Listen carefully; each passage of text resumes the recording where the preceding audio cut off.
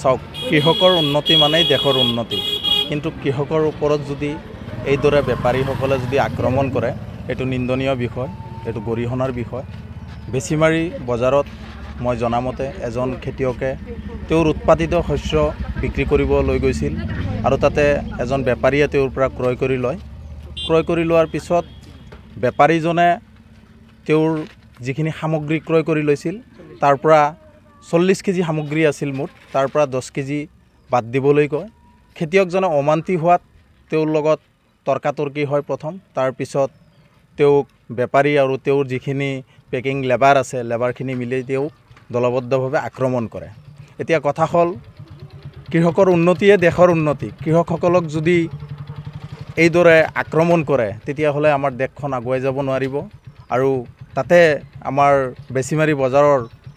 বজাৰ কমিটিয়ে থকা সত্ত্বেও এনেকুৱা ঘটনা হোৱাটো দুৰ্ভাগ্যজনক কথা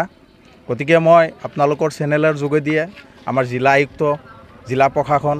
তথা কৃষি মন্ত্ৰী ডাঙৰীয়াক অনুৰোধ জনাম যে কৃষকৰ ওপৰত যাতে এনেকুৱা ধৰণৰ কোনো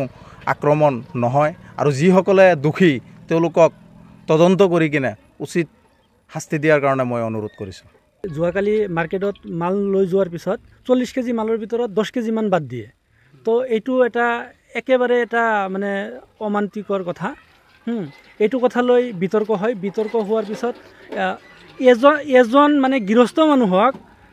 বেপাৰীহঁত মিলি আৰু সিহঁতৰ যিটো গ্ৰুপ আছে টোটেল গ্ৰুপ মিলি কেনে এনেকুৱা ধৰণে মাৰপিট কৰিছে যিটো আমি জীৱনত দেখা নাই এনেকুৱা যদি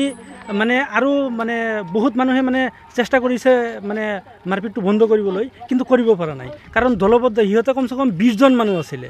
20 জন মানুহৰ ভিতৰত এজন মানুহক 20 জন মানুহে ধৰি কেনে এজন মানুহক এনেকৈ মাৰিছে মানে এইটো এটা গুণ্ডামি হৈছে বেছিমাৰি বজাৰত মানে এনেকুৱা গুণ্ডামি এটা মানে পৰিৱেশৰ সৃষ্টি কৰিছে সিহঁতে ল'ৰাজনক প্ৰথমে খাৰপেটীয়া হস্পিটেলত লোৱা হ'ল হস্পিটেলত মানে একেবাৰে ৰাখা নাই লগে লগে ৰেফাৰ কৰি দিছে আপোনাৰ মঙলদৈ হস্পিটেলত মানে যদিও ৰাখিছে আমি অনুৰোধ কৰিহে আমাৰ অনুৰোধতহে ৰাখিছে আৰু এতিয়া বহুত সংকটজনক আছে তো এতিয়া গুৱাহাটীত ৰেফাৰ কৰিছে তো যিটো আমি পৰিয়ালৰ যিটো পাইছোঁ আমি পৰিয়ালৰ তাত একেবাৰে দৰিদ্ৰ সীমাৰেখাৰ একেবাৰে তলত মানে পইচাৰ অভাৱত ল'ব পৰা নাই একেবাৰে এইটো নিন্দনীয় কাম হৈছে তো আমি বেছিমাৰি বজাৰ কমিটিক অনুৰোধ জনাম এইটো ঘটনাক লৈ যেন নিমাতি হৈ নাথাকে এইটো মাত মাতিব লাগে আৰু এইটো ৰোধ কৰিব লাগে এইটো গুণ্ডামি প্ৰথাটো একেবাৰে ৰোধ কৰিব লাগে একেবাৰে ধিক্কাৰ জনাইছোঁ একেবাৰে দলগাঁও থানাত আমি ধুনীয়াকৈ জনাইছোঁ অচি ছাৰক জনাইছোঁ আমি আমাৰ তৰফৰ পৰা আমি আমাৰ যিটো ফেমিলি আছে ফেমিলিৰ তৰফৰ পৰা আমি অনুৰোধ জনাইছোঁ যে এইটো উচিত তদন্ত কৰি উচিত শাস্তি দিব লাগে নমস্কাৰ মই অজয় ফুকন আৰু এইখিনিতে সমূহ এনি ভাৰত চেনেলটোৰ যিসকল কৰ্মকৰ্তা আছে সকলোৰে মোৰ ফালৰ পৰা শুভেচ্ছা জ্ঞাপন কৰিছোঁ অসমৰ আচলতে সংবাদ জগতত নতুনকৈ আচলতে এটি আত্মপ্ৰকাশ ঘটিছে আমাৰ নিউজ চেনেল এনি ভাৰত আৰু এনি ভাৰতৰ এটা খুব ধুনীয়া এটা অনুষ্ঠান হ'বলৈ গৈ আছে সকলোৱে জানে আমাৰ সকলোৰে মৰমৰ হাৰ্টথ্ৰব জুবিন গাৰ্গৰ